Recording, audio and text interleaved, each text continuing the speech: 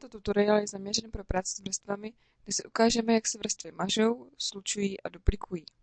Klikneme na vrstvy a ukážeme si, jak vrstvy smazat. Vždy, když chceme vrstvu smazat, musíme ji mít aktivní. První způsob je klikem na odstranit vrstvu v panelu vrstev. Potvrdíme a vrstvu máme smazanou. Druhý způsob mazání je stisknutím klávesy Backspace a nebo Delete. Další vlastnosti vrstvy je, že vrstvy můžeme duplikovat. Klikneme na pozadí, klikneme pravým tlačítkem myši a zvolíme duplikovat vrstvu. Potvrdíme OK. Vrstva se nám zduplikovala. Nyní se nám vrstvy kryjí, takže vždy, když jednu zapnu a druhou vypnu,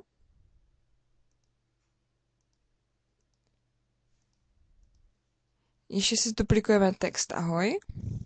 Pravým tlačítkem myši a opět zduplikovat vrstvu. Potvrdíme. Vezmeme si nástroj pro přesun a přetáhneme si. Když tenhle vypnu, vidím druhou vrstvu, kterou mám zaplou, a když tuhle vypnu, tak vidím opět tu druhou. Další vlastností, kterou si ukážeme u vrstev, je slučování vrstev. Chci, aby vrstva pozadí se mi sloučila s vrstvou ahoj. Označím si vrstvu ahoj, kliknu klávesu Ctrl, označím vrstvu z pozadí, kliknu pravým tlačítkem myši a zvolím sloučit vrstvy. Nyní mám vrstvy sloučené. To znamená, že se mi spojily vlastnosti vrstvy ahoj a vrstvy pozadí. Když vypnu vrstvu pozadí, měla bych mít jenom vrstvu pozadí a název ahoj.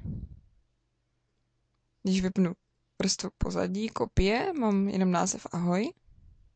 Když vypnu i vrstvu s názvem ahoj a zapnu vrstvu pozadí, tak mám název i vrstvu ahoj.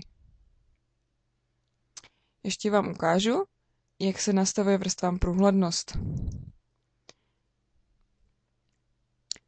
Kliknu na vrstvu z pozadí, vrstvu si odemknu, kliknu OK a pomocí krytí a vyplně nastavujeme průhlednost.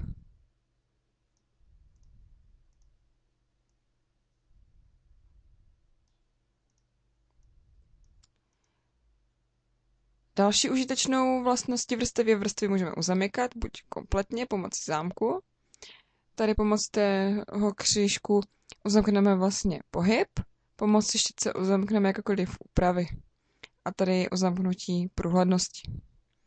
Vrstvám ještě můžeme nastavit, že můžeme stmavit, násobit, závoj, měkké tvrdé světlo. To je k vrstvám a mazání, slučování a duplikování vše.